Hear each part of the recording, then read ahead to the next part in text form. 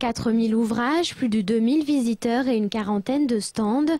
Le salon des éditeurs était l'occasion de présenter les nouveaux outils pédagogiques aux professeurs. C'est le rendez-vous depuis plus de 30 ans de tous les enseignants, mais aussi du grand public, parce qu'on ouvre ça au très large public, pour faire provision de documents pédagogiques, de livres, de manuels, pour attaquer la prochaine rentrée scolaire en septembre. C'est l'occasion pour les enseignants de faire leurs emplettes, de faire leurs courses, c'est vrai, et de voir aussi les dernières éditions en matériel scolaire, matériel informatique, donc de se tenir informé des toutes dernières nouveautés. Alexa est enseignante à Pont-Sainte-Marie. Elle espère trouver son bonheur dans les allées pour préparer les cours de français pour ses élèves de CE1. Il y a plus de choix.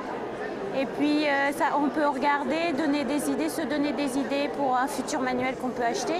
Et puis pour préparer les leçons aussi. Acheter un manuel qu'on va utiliser pour préparer nos cours, quoi. Qui nous donne des types de leçons, enfin des choses qu'on peut utiliser avec les enfants assez facilement. Et en avoir plusieurs choix de façon à avoir plein d'idées en fait. Donner des idées et accompagner le professeur, c'est ce que proposent les manuels présents sur les stands. Tous les ans je viens et les gens sont charmants et on nous donne des livres et c'est pratique. Selon les classes, les niveaux de difficulté sont différents et je regarde le meilleur livre adapté à nos élèves. Le premier avantage du salon, la diversité. Aujourd'hui, il y en a pour tous les goûts et du programme à la mise en page, les manuels ont bien changé. L'esthétique générale des livres est un peu moins austère, un peu moins sévère que ce qu'on pouvait voir jadis.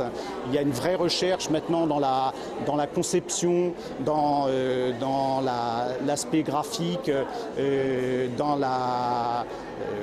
on va dire en général, on trouve pléthore de dessins, d'images, de reproductions qui rendent attrayants ces ouvrages, à la différence de ce qu'on pouvait peut-être voir il y a quelques années. Mais à l'heure du numérique, les maisons d'édition vont devoir s'adapter.